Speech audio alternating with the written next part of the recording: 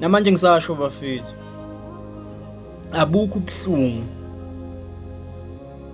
obudlula mfethu ukuniphendula manje sibuza ukuthi pho bapha abazali bakho.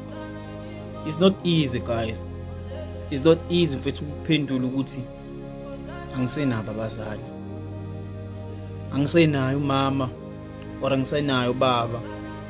It's not easy ukuchaza mfethu ukuthi ubaba wahamba, umama wahamba. It's not easy for ukuchaza ukuthi angisenabazali ngiyintandane. Ubhlungu lo nto mfethu, ibuhlungu, abukho kubuhlungu okudlula lokho.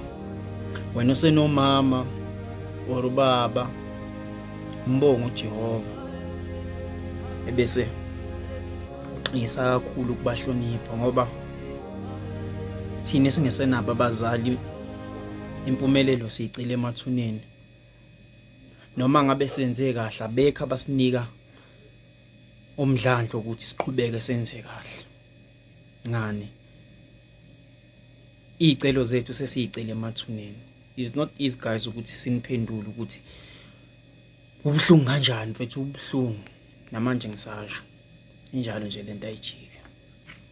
Danko.